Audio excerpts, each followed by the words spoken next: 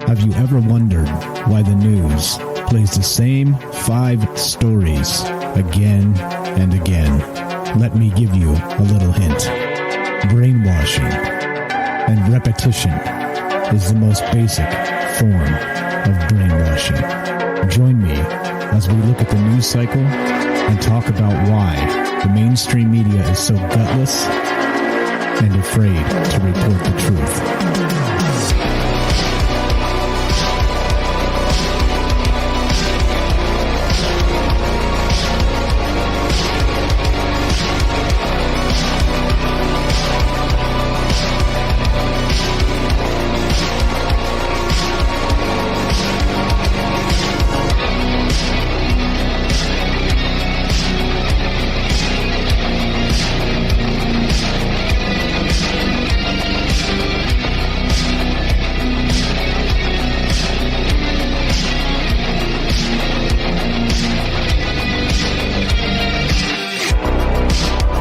Happy Monday. Welcome to Troubled Minds News. I'm your host, Michael Strange, and, well, this is the show where the conspiracy is the news. And what that means, of course, is we're just saturated in propaganda and all the BS that they expect us to believe. And if we're being honest, most of that stuff just is not true. And, well, so, of course, because you can't expect multi-billion-dollar conglomerates to give you real news, well, here I am. Doing the news. This show actually started as a what do you call it? As a part of another show we do called Troubled Minds Radio, which goes Monday through Thursday at 7 p.m. Pacific time, and it's usually about Bigfoot and aliens and weird stuff, like pondering the secrets of the universe type stuff, just strange things. But this show is it's all about the news, and we used to do a segment on Troubled Minds about just the news, and it got larger and larger and larger and larger, and so here we are. I may have a problem. I may have a problem. Hold on. Oh, there it is. Oh, almost had a heart attack. My news. Oh, okay. It's bumped to the side window. Okay. Hold on. Give me just one moment as I fix this issue. What's going on here? Anyway, so we are live. If you want to be part of the show, 702-957-1037. That's 702-957-1037. I had like a screen mishap just before we started here where I dragged the entire Discord off the screen and I couldn't find it. It was like literally vanished. So I was trying to grab it and drag it back. Anyway, stupid stuff for stupid things. And and stupid me. But whatevs. Here we are. So what we're going to do is we'll do the news today. And like I said, this is live if you want to be part of the show, 702-957-1037. Click the Discord link at troubledminds.org. Now that I have refound my Discord situation. So anyway, that's what's up. So let's do the news. Let's go straight to the news. And yeah, let's do it. I see you guys in the chat. What's up, guys? How is everybody? Let's start with this. This is from the New York Post, and this is pretty good because, well, we don't get this every day, do we? Hell no. The headline is this: Man claims he was stalked by terrifying dogman monster in Australian outback. Yes, right? Talk about happy Monday and starting off the news cycle with a fantastic story. Here we go. A man has bizarrely claimed he was stalked by a terrifying dogman monster in the Australian outback, and even says he has picture proof. The fisherman, called John, wildly claims he was left petrified for a month after encountering the supposed half-dog, half-human creature on 2 separate occasions. One moment, volume change here. I like to be able to hear myself just in case I'm making gross mouth noises and grossing you guys out. There we go. That's a little better. Okay, so yeah. What's up? What's up, Glitch? I see you there. Yeah, Skinwalker, right? Yeah, who knows? He says, speaking on the Believe, a paranormal and UFO podcast. It's on a podcast, guys. That must be real. The Aussie insisted he was followed by what he has branded a dog man and claims he thought he was going to be killed. John was fishing from his kayak on Boxing Day last year when he first, he says, the first incident happened. First of all, Boxing Day. WTF is that? Hello, Canadians, I guess. Anyway, let's see. Quote, I noticed that every time I took a stroke with the paddle of my kayak, whatever this thing was, it was taking a stride to reach to each paddle I was taking, he said. I stopped for a bit, and the sound stopped in the bush too, and I thought it was a bit odd. So I took off paddling again, and sure enough, as soon as I started to paddle, every stroke, this thing would take a step. So whatever it was, this thing was following me. It wasn't a coincidence or anything. It was more of a stalk, S-T-A-L-K. And, well, yeah, welcome to this. What's up? What's up, guys? Fauci up to his tricks again, I guess. Yes, maybe so. Maybe so, says Robert in the chat there. Anyway, so let's see, blah, blah, blah. Freaked out, John took a snap and claims he has captured the dog man on camera. The creature, I actually got it on photo. What I think it is, I've spoken to a few people, and I reckon it's a dog man, he added. After that, I couldn't go back to the area to check it out myself. I was petrified for probably a month after. I was waking up in the middle of the night and seeing the creature in my dreams. There you go. Just in case you guys ever wondered about a creature in your dreams, well, now you found the creature of your dreams because, yeah. Yeah. Let's see. Although he was petrified, there we go. There's the picture anyway. Let's go straight to the photograph here. And you guys tell me, is that a compelling case of maybe a dog man in the woods right there? Right there. You see it? Oh, you can't see my mouse, so never mind. But right in the middle. You guys have the link and you guys can check it out. Yeah, the man, bear, pig, right? Yeah, I don't know. I think this is, let's call it inconclusive. But I think maybe it's a little early for maybe juice, but we'll call this maybe. How about maybe? I think that's fair. But he says he got a photograph, and there it is, right? And so if you, there we go. That's better. It's got the circle. But it definitely looks like there's something back there. Or is that just a shadow in the trees? The plot thickens. I don't know. So you guys tell me, what do you think? And has anybody out there ever been stalked by a dog man? And if so, why haven't you been talking to me about it? Because I want to know all about this. Yeah, so there we go. This is a hell of a way to start a news show because, like I said, it's not every Monday you get a dog man in the news.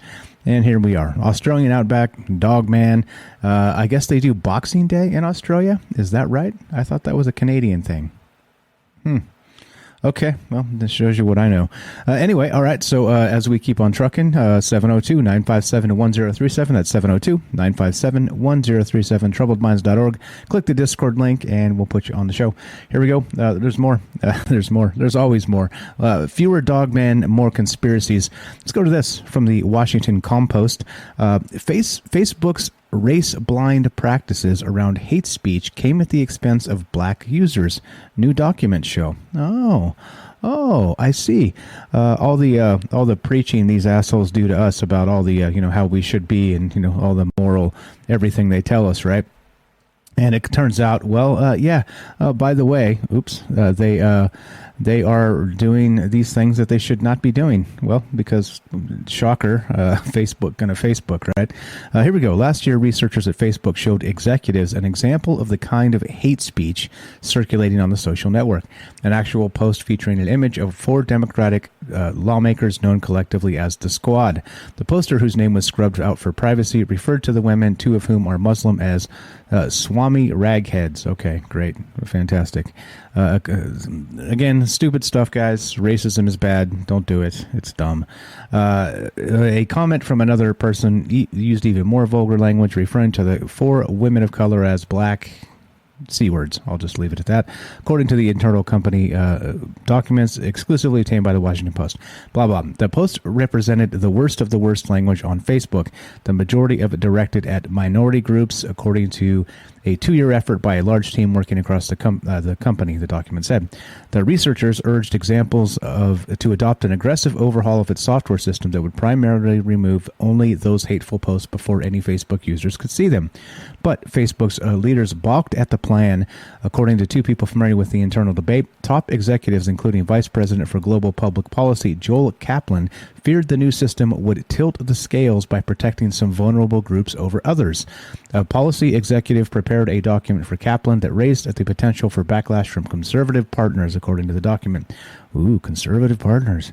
The people spoke to the Post on the condition of anonymity and to discuss sensitive internal matters. Now, this is interesting to me. Number one, because these assholes are again, they tell us all the things we should think and do and say, and all the rest of this. The full-on thought police, right? right? Facebook. But then we have this where they're like, oh, well, we've got donors, right? We've got donors, so we're not going to do this shit.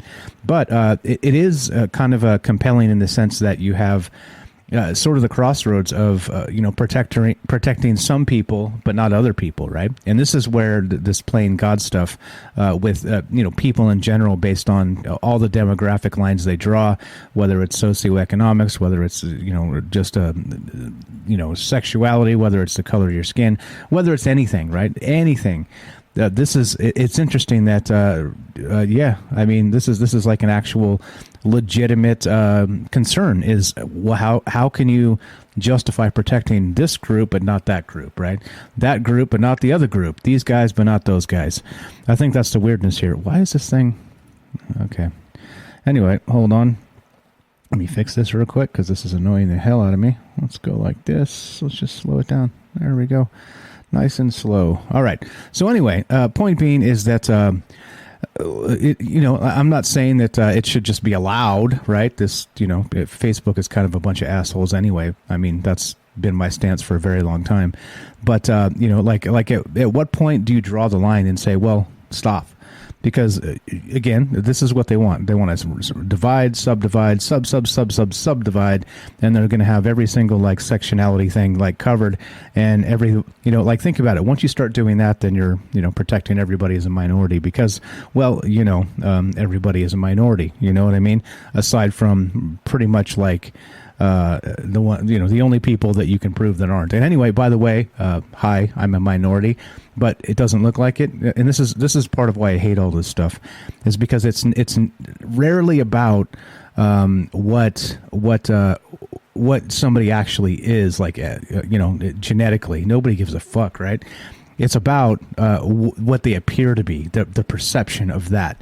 And that's why this makes me mad, because it's like, well, so anyway, but yeah, so here we go. These jerks that are just on top of their game, of course, telling us what to think as the thought police, that we're, not doing the right thing anyway.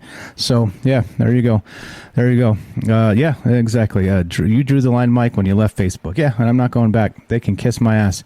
And yeah, by the way, we're on Rockfin now instead of Facebook. And by the way, we have, yes, in 3 months' time, you guessed it.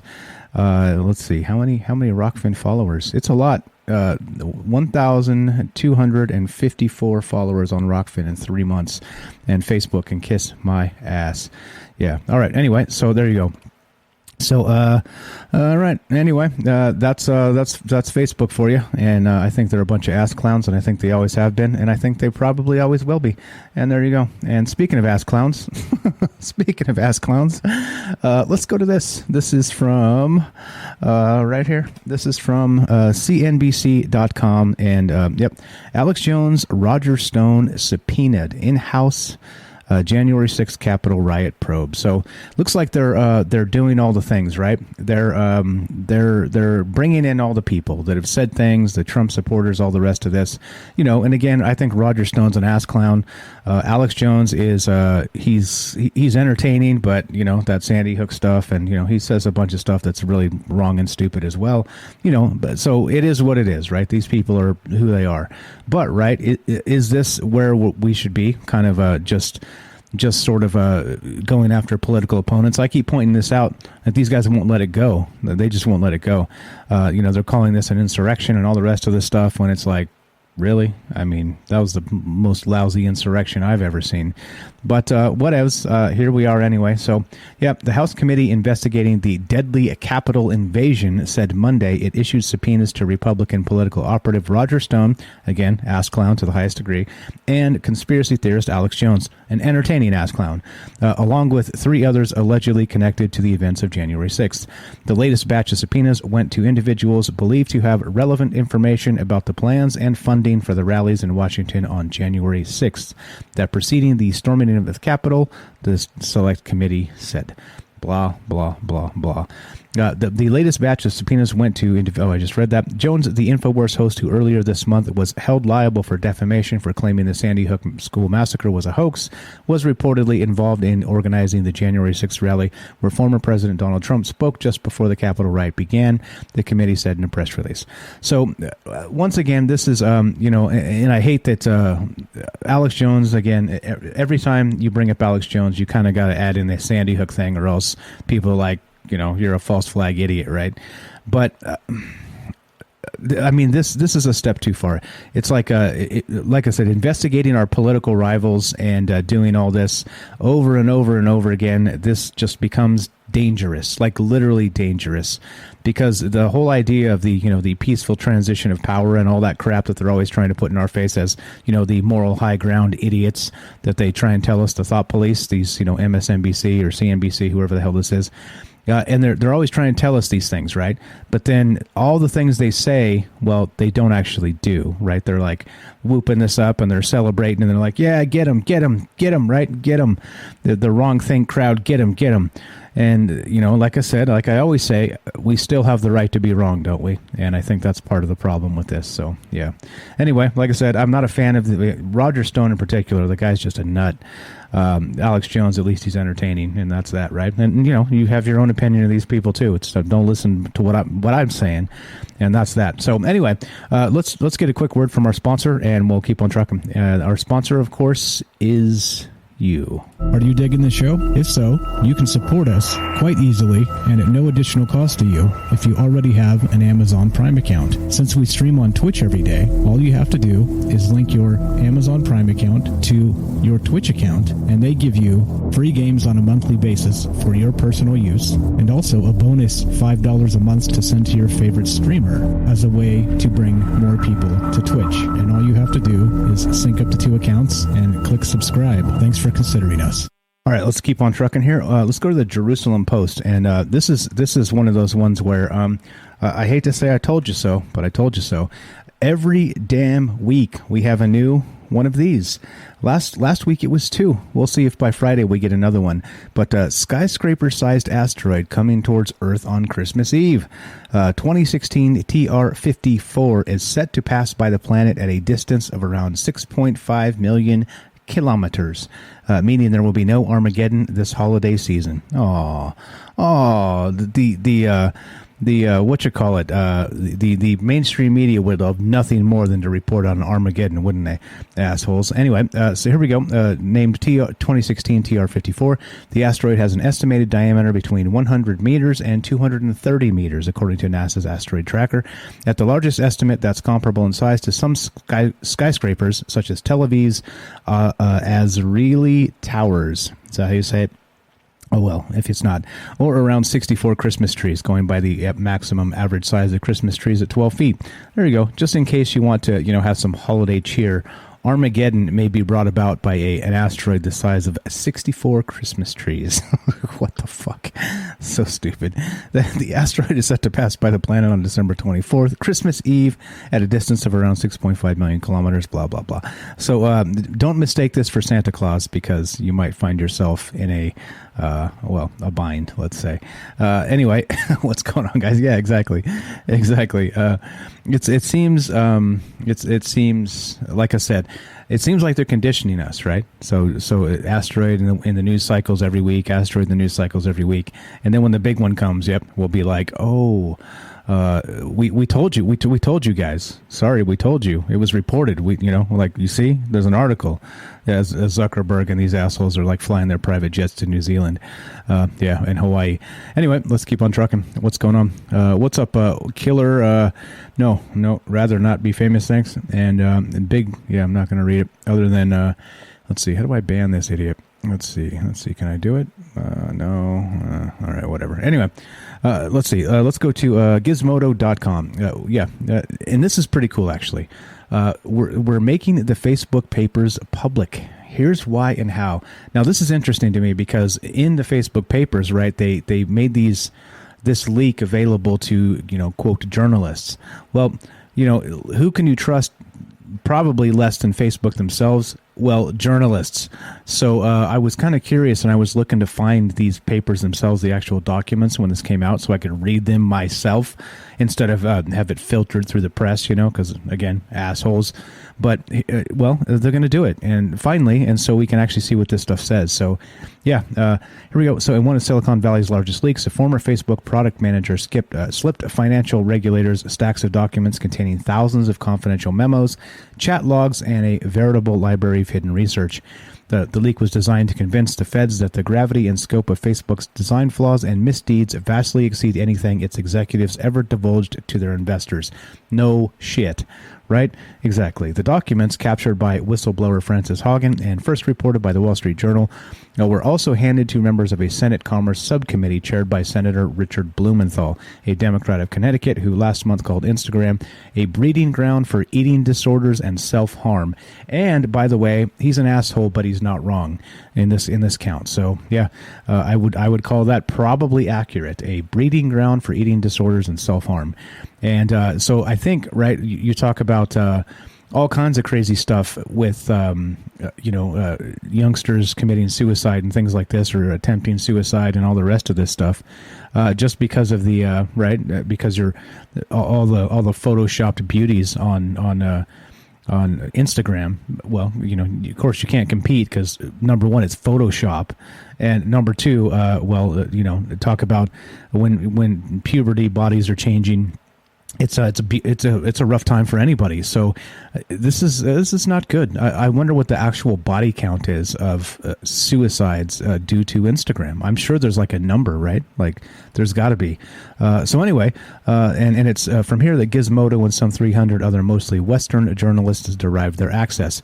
And again, we got the information we got was filtered through these 300 Western journalists. Thank goodness for that.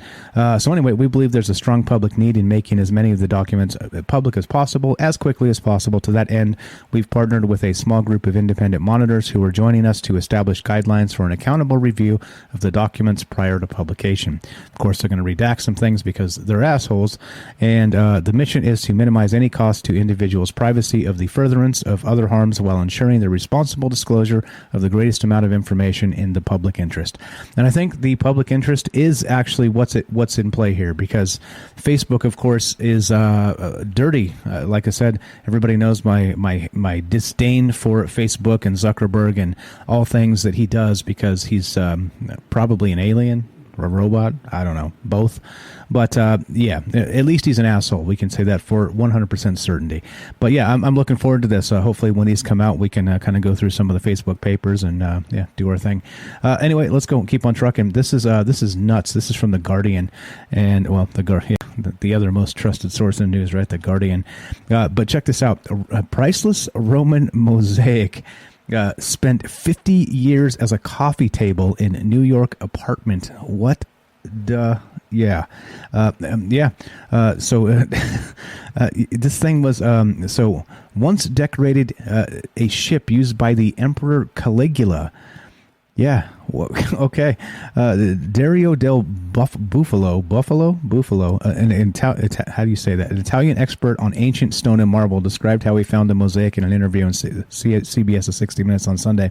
In New York in 2013, this dude, del Buffalo, gave a lecture and signed copies of his book, Porphyry, anyway, about the reddish-purple rock used by Roman emperors. The book included a picture of the long-lost mosaic, which once formed part of a floor on one of the two vast party ships commissioned by Caligula to float on a lake near Rome and sunk when the emperor was killed. The mosaic and other antiquities were recovered from the lake in the 1930s and housed in a lakeside museum. In 1944, as the Nazis retreated from Italy, the ships and many other treasures were burned. Isn't that tragic?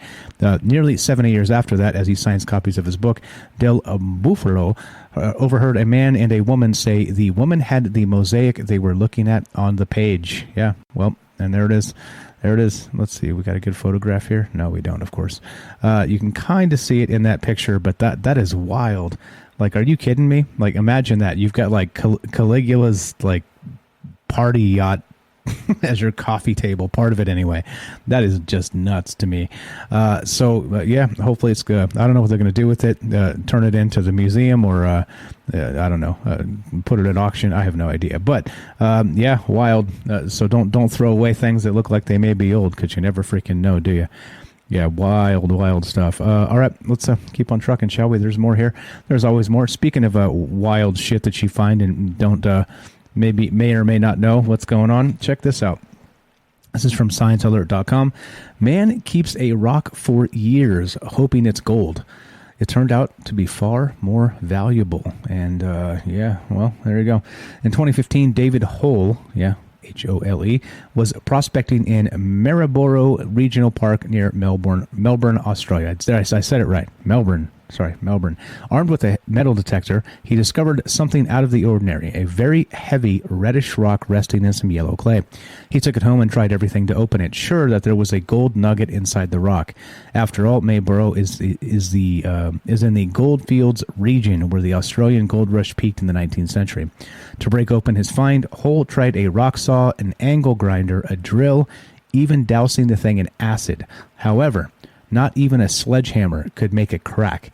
That's because what he was trying so hard to open was no gold nugget. As he found out years later, it was a rare meteorite. Yeah, there you go. Quote, it had this sculpted, dimpled look to it, Melbourne Museum geologist Dermot Henry said. Told the Sydney Morning Herald. That's formed when they come through the atmosphere. They're melting on the outside, and the atmosphere sculpts them. Unable to open the rock, but still intrigued, he took the nugget to the Melbourne Museum for identification. Quote, I've looked at a lot of rocks that people think are meteorites, Henry told Channel 10 News. And, yeah, well, there it is. There's your photograph of this craziness. Anyway, anybody have any rare meteorites hanging around? Yeah. So I know, is he going to sell this? Let's see. Usually, right, like either people are super nice and just give it to a museum, or they, put it up for auction and, have these state-funded universities bid on it. That's how I'd go. You ain't getting anything for free, right? No frickin' way, because, well, taxes and healthcare. Anyway, don't get me started. Yeah, he said Hole. Not only did he say Hole, that's his last name. His last name is Hole. All right, where are we at time-wise? I think we're right on time. Let's do this one, and then we'll take a quick break. This is from Scientific American, and yeah, we've talked about this quite a bit. Mysterious fast radio bursts are finally coming into focus. All right, cool. Let's see. So these enigmatic explosions are no longer ignored. Researchers have found them happening at least 800 times per day all over the sky, yet are still in the dark as to what causes them. As one of the most active topics in astrophysics, FRBs have lately seen a slew of groundbreaking and sometimes at-odds findings with papers that reshape the field regularly appearing in the literature. Although the overall view remains murky in the past year, a clearer picture of these strange entities has started to emerge. Quote, I think we're closer to understanding what some FRBs are, said Ziggy Palunis. Yeah, you think I'm making that shit up? Nope, right there. Ziggy Palunis. Yep, an astrophysicist at the University of Toronto. But as we've been going on this quest, new discoveries have led to new questions. Many astronomers feel that the subject is now at an inflection point where some of their biggest puzzles are on the cusp of being solved. A torrent of new detections and deeper studies of these phenomena have elevated certain models of FRB's inner workings while eliminating others, and several upcoming projects should help further narrow down the possibilities. Anyway, according to Ziggy Palunis. But, yep, pretty hot stuff because, well, fast radio bursts are where it's at, apparently. So that's what's up. If you guys like the show, you guys know what to do. Please spread the word. Let somebody know. Let anybody know. Well, whatever. It's up to you. If spread the word, let people know about the show. But otherwise, let's take a quick break, and we'll be right back. You're listening to Troubled Minds News. I'm your host, Michael Strange, and we will be right back.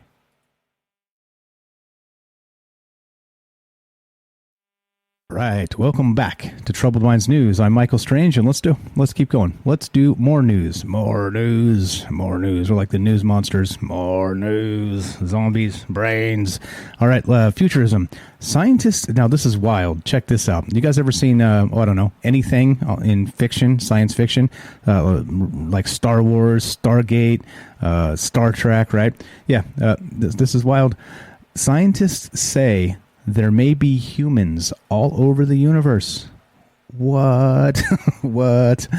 All right. Well, okay, let's see what this says. According to one University of Cambridge astrobiologist, that scenario may be more likely than you think. In an interview with the BBC Science Focus magazine, an evolutionary paleobiologist, let me try and say that, at the institution's Department of Earth Sciences named Simon Conway Morris, declared that researchers can say with reasonable confidence that human-like evolution has occurred in other locations around the universe. The core of Morris's belief comes from the theory of convergent evolution, which claims that, as Science Focus put it, random effects eventually average out so that evolution converges, tending to produce similar organisms in any given environment. The octopus would like a word with you, my friend. Anyway, the magazine used for the examples of flight, which has evolved independently on Earth at least 4 times in birds, bats, insects, and pterosaurs. In short, a convergent evolution theory posits that evolution itself is a law of nature, and as a logical endpoint, it's likely that evolution would operate the same way on different planets as it does here on Earth.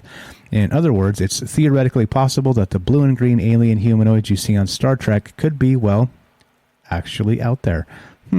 Morris isn't the only Cambridge man who believes alien life would have evolved in ways analogous to a human. And yeah, anyway, so this is pretty wild to me. This is one of those, well, cool. But what do you believe about this now?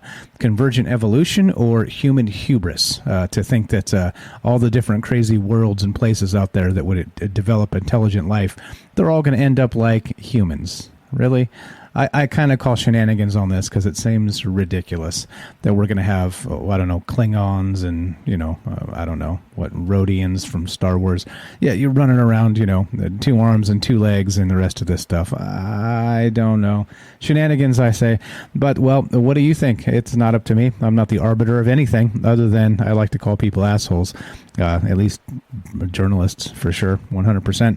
But anyway, so humans in the universe. And I think that would be cool, right? Like in Stargate. Seems like every damn Stargate they go into in the show, there's always like a tribe of people there. You're like, damn. And not only that, they speak English. Wouldn't that be sweet, right? We like jump in the first Stargate and hop to another world, and there's like a group of people that speaks English. Wow, that would be... Damn, that would be hot. Yeah. So anyway, so there you go. What's up? Glitch Loop says if transpermia is real, all DNA could be similar and come to similar outcomes. The goo-ould, right? Is that how they say it on Stargate? I'm watching it, so I'm always I'm impressed or depressed, as I'm not sure. It depends on the episode, I guess. But anyway, I'm not sure. I think this is a little bit weird. Maybe the panspermia stuff, and what do you think? Is it wild to consider that maybe in a galaxy far, far away, there's a Luke Skywalker out there? Yeah, kind of, right? Kind of. Speaking of looking at some other weirdness going on, this is happening. So this is from ARS Technica, and an incident with the James Webb Space Telescope has occurred. Oh, crap. They were about to launch this thing next month, and it finally got to where it needed to be and all the rest of this. But, well, here we go. A short update on the project launch date of the $10 billion James Webb Space Telescope came out of NASA on Monday, and it wasn't exactly a heartwarming missive. The large space-based telescope's no earlier than launch date will slip from December 18th to at least December 22nd after an incident occurred during processing operations at the launch site in Kourou, French Guiana. That is where the telescope will launch on an Ariane 5 rocket provided by the European Space Agency. Quote, technicians were preparing to attach Webb to the launch vehicle adapter, which is used to integrate the observatory with the upper stage of the Ariane 5 rocket, NASA said in the blog post. A sudden unplanned release of a clamp band, there you go, which secures Webb to the launch vehicle adapter, caused a vibration throughout the observatory. Nice, a vibration. This is the weirdness, right? Problems. and notably, also what I saw when I was reading this the first time through too, December 22nd, right? Isn't that when that asteroid's going to come flying by? Maybe they can launch this sucker up there and it can hit the asteroid, the Big Ben asteroid or whatever they're calling it. Anyway, straight from the article, let's be honest, words like incident, sudden, and vibration are not the kinds of expressions one wants to hear about the handling of a delicate and virtually irreplaceable instrument like the Webb telescope. However, NASA, the European Space Agency, and the rocket's operator, Arianespace, have a plan for moving forward. Good. We need this thing in space if we're going to find the aliens, right? I mean, because Anjali isn't going to show us the aliens, is she? Show me the aliens. All right, where we at? What's going on, guys? I see you there in the chat. How you doing, Rohan? How you doing, Robert? What's up, Glitch? I see you there. How's everybody? What's up, Gibby Rivers? Hello. What's up, Eli? All the folks here. Appreciate you. Let's see.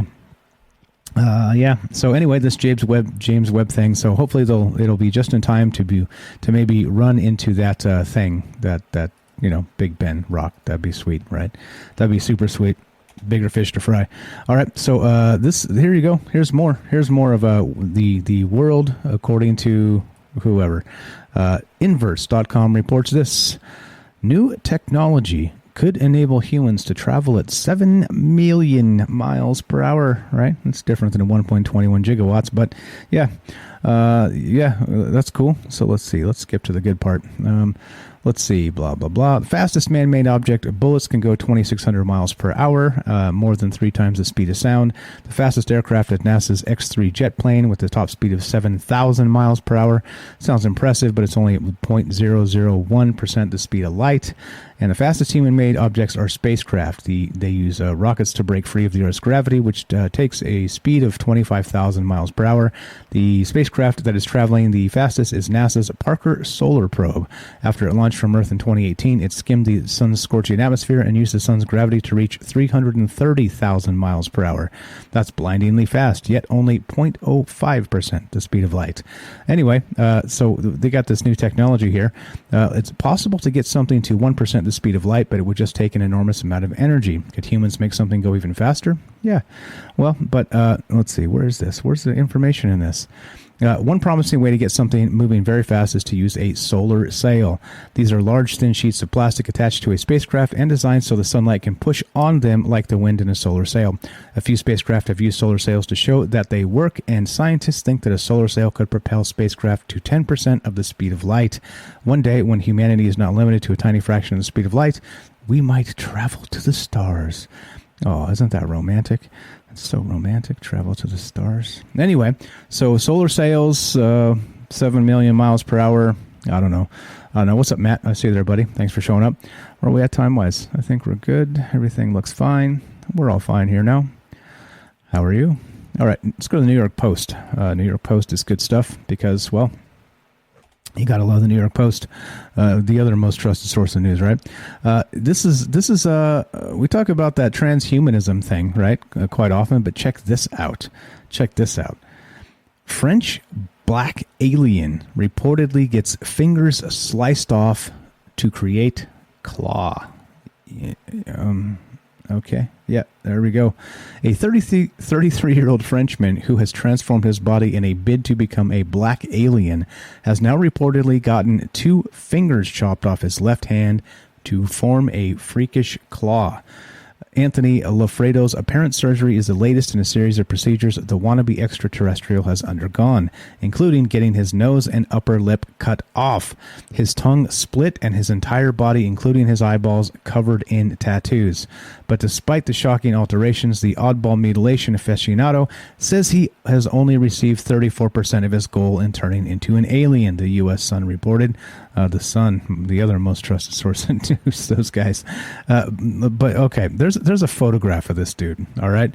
Now, riddle me this, all right? You're walking down the street one night and you turn down a dark alley and you see this guy standing there. Are you not going to chop him in the neck with an axe or shoot him or something? You know what I mean? Like, it's shocking to me that this guy hasn't had some horrific accident because somebody thinks he's actually an alien, because he looks pretty alien-like already. You imagine put like a Buck Rogers suit on him or something. It's a wrap. That's creepy. That's creepy. Anyway, Lofredo, who posts about his increasingly disturbing alien looks on Instagram under an account called the Black Alien Project, posted new images to document his grotesque surgery. And there you go. Tattoos on his eyeballs. Look at that. What the hell? Quote, "I developed my inner peace," he captioned an image of his hand, which appears to have stitches where the red finger and pinky used to be. Ring finger, not red finger. I'm looking at the image and I'm like, ooh, that's red and nasty. Anyway, quote, "I had a click when I was a security guard. I realized that I was not living my life the way I wanted. I stopped everything at 24 and left for Australia," he told the outfit. And yeah, from a very young age, I've been passionate about mutations and transformations of the human body. And there you go. There's his actual hand, which, yes, he removed his pinky and his ring finger, surgically. I don't know if he did it himself, but, well, that seems, let's say, less functional. Less functional? At least he still has his thumb. But, yeah, what's up? Robert says, oh, those French. Hey, ladies, he's single. Yeah. Oh, my goodness gracious. Anyway, that looks pretty horrific, if you ask me. But so he will one day probably, like, why are they... Okay, anyway, what do you guys think about this?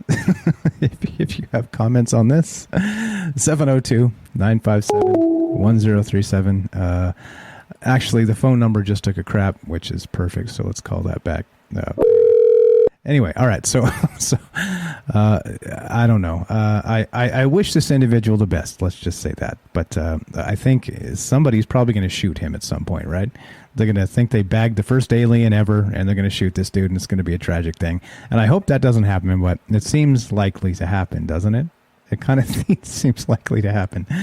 Yeah, well, okay. And that's the world we live in, isn't it? Yes, it is. Yes, it is. All right. Okay. Let's keep on trucking, shall we? We talk about this once in a while, and it's odd. It's one of those things where it's like, oh, by the way, climate change and all the rest of this stuff. Like I always talk about climate change.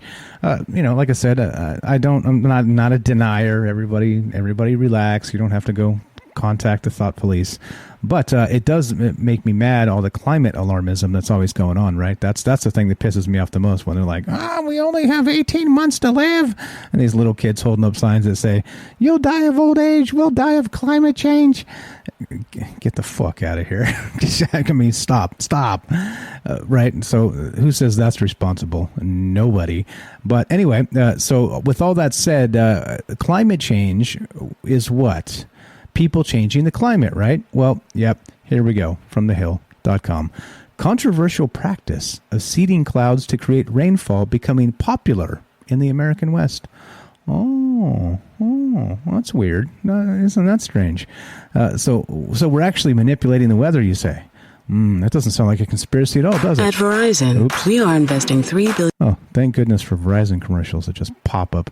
Anyway, a climate technology called cloud seeding introduces ice nuclei into winter storms by removing ground generators at high elevation points and deploying airplanes to release special burn flares within storm clouds. Yeah, cool, right? And this is your story at a glance. Check this out.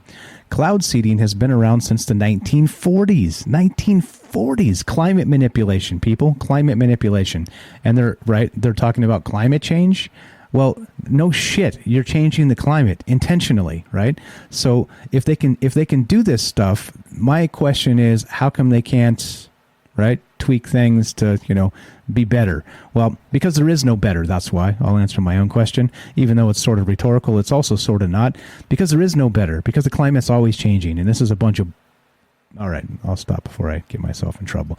But anyway, point being is that we have this. They've been seeding clouds since the 1940s, right, to create rain.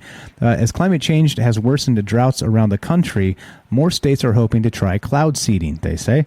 Now, the National Integrated Drought Information System says that 40% of the U.S. is currently in a drought, with 32 states experiencing a moderate to severe drought this week. All right, well, anyway, so this is the world we live in, and you tell me, right? So how much of this is, caused by the parasitic human, right? The 8 billion plus people on Earth, or how much of this is caused by the climate change stuff by, manipulating weather like this? Like, actually, they say they've been doing this since the 1940s. China has an entire area the size of almost India, they said, where they're manipulating weather there. So explain to me who's actually doing the climate changing, if this is the thing, right? I think the answer is easy, isn't it? But they would think that they would tell you it's your fault because you ate a cheeseburger, right? Or because you have a V6 instead of a little electric car, things like this. But, well, what about this? What about this? Like, this is the actual powers that be that are bitching, moaning about climate change, changing the climate. I don't know. Does it seem hypocritical to you? Seems hypocritical to me. So I don't know. What are your thoughts? Phone number should be back up, 702-957-1037. That's 702-957-1037. Click the Discord link at troubledminds.org, and we'll put you on the show. And we're just hanging out talking about weird stuff. And that's what we do. The news show is more weird stuff, other weird stuff, and weird stuff that happens every single day. So let's get one more quick word from our sponsor, which again is you. And remember, if you are subbed up to the channel through Amazon Prime, it does expire every month. So you have to just go back down on Twitch and click the thing, hit subscribe, and then hit the pay with Prime. Because if you're already paying with Prime, you've already paid for this. So you may as well sync it up and sub it up, and, well, if you like the channel. If you don't, I don't know. Let Amazon keep the $5, I guess. But anyway, let's get one more word from our sponsor, which is you, and then we will keep on trucking and finish this up. Let's go here, right here. Are you digging the show? If so, you can support us quite easily and at no additional cost to you if you already have an Amazon Prime account. Since we stream on Twitch every day, all you have to do is link your Amazon Prime account to your Twitch account, and they give you free games on a monthly basis for your personal use, and also a bonus $5 a month to send to your favorite streamer as a way to bring more people to Twitch. And all you have to do is sync up to 2 accounts and click subscribe. Thanks for considering us. All right, let's keep on trucking, shall we? Let's go to this. Actually, let's keep on trucking, but let's do it in a environmentally friendly way. But by the way, part of the joke on that is that I talk a lot. I'm a talk show host, right? It's what I do part time, and it's becoming a thing, and I like it. But I expel a lot of CO2. You see, so I'm sure it's probably past my allotment of thinking, wrong think and wrong speak. So, right, the climate cabal will come shut me up at some point because I'm destroying the earth, right? Anyway, there's your jokes. We got jokes. Okay, this is from the Daily Mail, and yep, this is pretty nuts. I'm from this area, the San Francisco Bay Area, as many of you know. I grew up there and spent much of my life there, and there's a reason I left. The new normal. God damn, look at all these ads popping like a goddamn Christmas tree. This is nuts. Anyway, the new normal. Bay Area is hit by third consecutive day of looting as 50 strong hammer gang. 50 strong hammer gang? What does that mean? 50 strong hammer gang. There we go. Storms jewelry store after Macy's and Lululemon stores were hit. Thieves take advantage of woke misdemeanor law. All right. Now I saw this when it popped the other night. It was trending in a particular town that I've shopped at. I've been there. I've spent time there. I'm not from that town, but it's called Walnut Creek in California. It's in the Bay Area. And it's like a kind of a nice area. It's like one of those areas that people go to from the surrounding areas because they're like, well, it's nice down there. You know, there's not a lot of riffraff and, you know, you don't get hassled and there's the Nordstroms and, you know, it's nice down there. There's a lot of money. Affluent, you would call it, right? It's kind of where the people go to hang out at like the fancy Starbucks and, you know, people watch the people go by wearing, you know, rich stuff. Anyway, you know, everybody's seen the Goonies, rich stuff. But okay, so now this is crazy, all right? So San Francisco Bay Area has been hit by a third day of brazen looting, with a gang of thieves filmed smashing glass cases at a jewelry store and emptying them as staff screamed in terror. The latest incident happened at Sam's Jewelers in the Southland Mall in Hayward around 5:30 p.m. Pacific Standard Time Sunday evening and was caught on camera. Robbers, said to have been part of a gang of around 40 to 50 teens who entered the mall, wielded hammers to smash display cases at Sam's before making off with goods. Dramatic footage shot from a nearby store showed shopworkers screaming with fear as the disturbing scene unfolded. Also on Sunday, another gang of looters snatched garments from upmarket yoga clothing brand Lululemon's San Jose store, KPIX reported. And on Saturday, video posted to Twitter a swarm of robbers who caught on security cameras stealing prescriptions from Wellspring Pharmacy in Oakland around 7:30 p.m. Weird, right? This is so weird. Like, I wonder why this is allowed. What do you think? You shoot one, and then I'm not saying to shoot anybody, but I'm just saying, right? Like, how does this stuff happen? Like, right? You tell me. It happens when you don't. There's no fear. There's no fear. Like, nobody's got a gun inside that store, right? And I'm not saying people should just be shooting each other, right? I'm saying that if there's no deterrent, shit like this happens and shit like this will escalate. Anyway, everybody have been on BART, Bay Area Rapid Transit in the San Francisco Bay Area. It's horrific. They have people on there that are just like just brazenly drunk or crazy or both, and you know, they'll come just like sit on somebody, you know, type shit. And like, and it's weird, right? It's super awkward. Nobody wants to do anything. Nobody wants to stand up and say, hey, sit down and shut the fuck up. Like, don't put your hands on anybody. You know what I mean? It's like, it's the weirdest thing. But you're trapped. Like, if somebody comes in there with a machete and starts swinging on Bart, everybody is fucked. Because, right? Like, there's nowhere to go. It's like a sardine can and you're a bunch of sardines. But point being is that they're like, I'm not advocating for shooting anybody, okay? Don't get me wrong. But I am saying if nobody carries guns, then there's no deterrent, right? For things like this, for not just crimes like this, but for violent crimes. I am. Hashtag 2A. I'm a Second Amendment supporter. Not for this reason, right? But for other reasons, for actual protection. For, let's say somebody busts out the machete on a BART train. Things like this, right? Like if there was a risk of somebody or a few people on that train carrying a weapon, well, this shit wouldn't happen.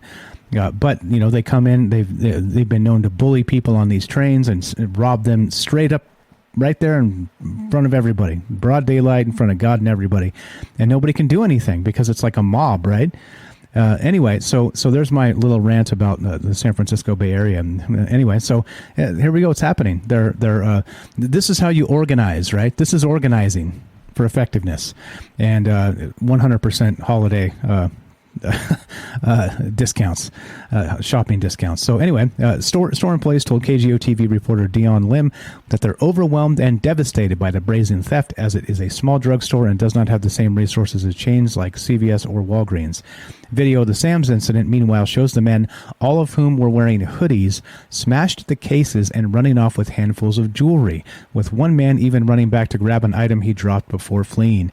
People inside the store screamed and ran away with the horrifying scene from the horrifying scene, which has become common in the Bay Area since a California state law downgraded the theft of property less than $950 in value from a felony charge to a misdemeanor in 2014.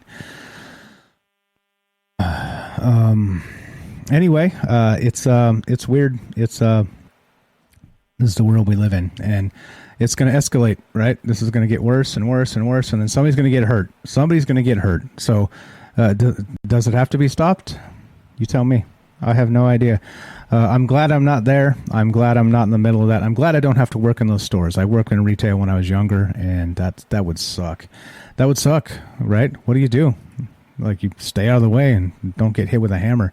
All right. In other news, in more no-shit news, check this out. From the Washington Compost again. U.S. listed as a backsliding democracy for first time in a report by European think tank. And I'm going to say, no shit, Sherlock. What have you been watching? Right? All this BS censorship and all the crap that they try and do to keep people from speaking here, like, the attack on the Bill of Rights and all the rest of this stuff, right? This is what you get. You get a backsliding democracy. And no shit. It's been happening for quite some time. So nice of the European think tank to actually consider that this is what's happening, right? Yeah. Anyway, GTFO. Suckers, Europeans. Anyway, just theoretically. The United States, for the first time, was added to the list of backsliding democracies in a report released Monday by the Stockholm-based International Institute for Democracy and Electoral Assistance. Oh, electoral assistance. Interesting. The United States, the bastion of global democracy, fell victim to authoritarian tendencies itself and was knocked down a significant number of steps on the democratic scale, the International IDA's Global State of Democracy 2021 report said. Yeah, no shit. No shit. All you have to do is pay attention to anything that's going on here, and you'll know this is exactly what's happening.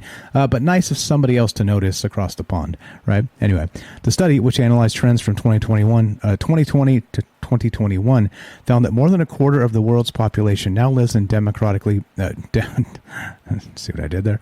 Democratically backsliding countries, which International IDEA defines as nations seeing a gradual decline in the quality of their democracy. Oh, yeah. Yeah, there you go. What's up? Robert says that Nordstrom's burglary was a hell of a lot more than $900 in loot. Yeah, but how about each individual? And you're right. You're totally right. So apparently with the Nordstrom's one in Walnut Creek, they blocked off like 50 cars, just blocked off like the entire front entrance, and they just ran in, nabbed the shit, and ran out, grabbing Louis Vuitton bags and shit like this. And one bag could be more than that by itself, right? I'm not in the market for Louis Vuitton bags, but just saying, shit's expensive. Shit's expensive. There you go. Make everything cost $951. Yeah, that'll solve it all, right, Jay? That'll solve it all. It's going to get there with inflation, so don't worry. The plan's already in motion. Anyway, so the world is becoming more authoritarian and non-democratic, as non-democratic regimes become even more brazen in their repression, and many democratic governments suffer from backsliding by adopting their tactics of restricting free speech and weakening the rule of law, exacerbated by what threatens to become a new normal of COVID-19 restrictions, the report found. Oh, interesting. Somebody had the balls to say it, didn't they? The number of countries moving in the direction of authoritarianism is 3 times the number moving toward democracy. Well, interesting. And yeah, no shit. No shit. Like I said, pay attention. Look, they're calling in, like I said, Roger Stone and Alex Jones to testify over something they weren't even involved in, but they're trying to make them involved in it, right? So I don't know. Maybe I'm wrong there. Maybe they were there. I don't know. I doubt it, but well, whatevs. Coming after your political opponents through the executive branch is tyranny. I'm sorry, it's tyranny. It just is, and that's the way it is. There's your backsliding democracy, and welcome to it. All right, what are we at time-wise? I think we're fine. Everything looks good. Perfect. Let's finish up with this. This is, I think, okay, almost. Daryl almost beat me to the punch on this one by like just a few seconds here. You got the space.com one, but I got the Gizmodo one. I'm going to go Gizmodo on this. Go full Gizmodo. Never go full Gizmodo. 9 things to know about NASA's Armageddon mission to deflect an asteroid. Yeah, here it is. This is what's happening. This is pretty cool. They're going to do this. So NASA's DART mission to redirect a non-threatening asteroid is set to launch later this week. Here's what you need to know about this historic deep space test and how kinetic impactors could eventually protect our civilization from an asteroid apocalypse. And let's start the slideshow, shall we? Let's look at this. The Double Asteroid Redirection Test, or DART, D-A-R-T, is NASA's first attempt to deliberately alter the orbital characteristics of a distant celestial body. Built by the Johns Hopkins Applied Physics Laboratory, the car-sized DART spacecraft will attempt to alter the speed of Dimorphos, a tiny asteroid, by smashing right into it. This asteroid is junior member of a binary asteroid system known as Didymos. DART will not survive, but that's okay. NASA is testing the technologies required to prevent a potentially dangerous asteroid from smashing into Earth. Anyway, there you go. We've talked about this. This is kind of cool. This is, really what we should be doing. I've been talking about this for quite some time on Troubled Minds, that you would expect, with all our technology and all the rest of this shit, putting all these, killer satellites and whatnot in space, that at some point you would have to, excuse me, you would have to have an actual something like this, right? Ready to deploy at a moment's notice, because you never know when we're going to get smacked by whatever they're trying to set us up for. And Zuckerberg and Bezos have their bunkers already set for just such an occasion. But point being is that billiards in space, says Quint67. What's up, Robert? And there you go. Santa up there deflecting Christmas asteroids. What's up, Gibby? And so there it is. This is cool. This is a good thing. This is what we should be spending our money on, not all the rest of this garbage that we're spending our money on. And there you go. There's one man's opinion. What can I say? So the bad news is we're done. The good news is, God willing, we got tonight and tomorrow and the rest of the days to do more of this. So if you guys like the show, you know what to do. Please spread the word. Like I said, if you don't, I'm sorry. It's like maybe call in and help, or submit some articles, or whatever. Like it's sort of an open source sort of thing here. We're not. I'm not trying to tell you politically what to believe and all the rest of this stuff. Just don't vote for that guy, or do vote for that guy. I kind of don't give a shit. You know why? Because honestly, I think it doesn't even matter. Even if you pick the most sparkling example of a politician and you put him in, an honest politician, right? Find one, needle in a haystack. You find one, you put him in, it's still a grotesquely corrupt system. So what can you do, right? And I hate to be cynical, but there it is. It's a corrupt system. Go run for office yourself and then end up against the establishment, and then you'll find out that it's a corrupt ass system. And there we go. Black Friday Madness show. Yeah. So some housekeeping. So we will be doing a show this Thursday for Thanksgiving. So I realize the viewership or whatever may be down, but we are not celebrating it here on that day. We're going to be doing it the following week sometime. So just because it worked out better with schedules and stuff. So we will be doing a show Thursday for Thanksgiving. We will be live with Troubled Minds. So at 7 p.m. Pacific. So look for that, and you can plan on it if you're home by yourself or whatever. Troubled Minds will be there for you. So just a heads up, we'll be there and we'll be doing our thing, talking about weird stuff, because that's what we do. So once again, Monday, Tuesday, Wednesday, Thursday, 7 p.m. Pacific. Troubled Minds. We do this news show Monday and Friday at 3 p.m. Pacific, and that's 6 shows in 5 days. And I think 6. Anyway, my math is horrible. And there it is. So maybe Black Friday. I don't know. We're supposed to be doing one. I'll check with Mike again from the Algorithm channel on YouTube, and maybe we'll do that show this weekend. So that's still up in the air. That's coming, and it'll just be Mike and I kicking it, talking about whatever.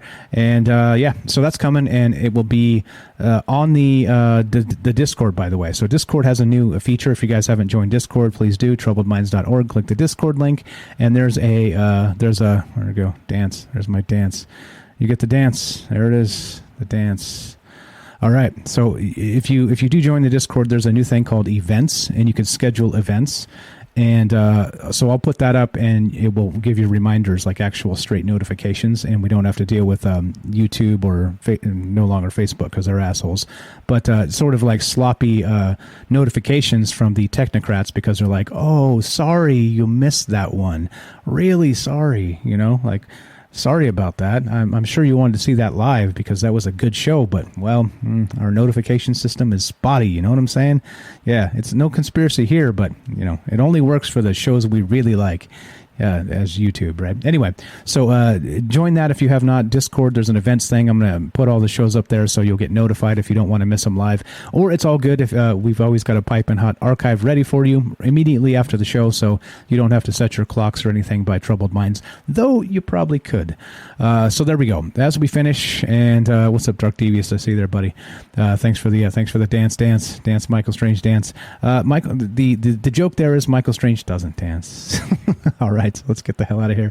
You guys know the drill. The bad news is we're done. The good news is, God willing, we got tonight and tomorrow.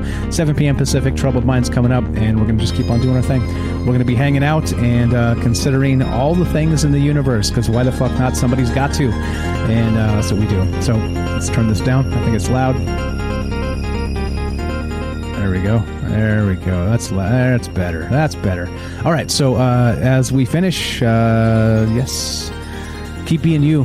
Don't be embarrassed to be yourself, because, well, even though the mob wants you to be, true democracy means the mob wins. That's what true democracy means.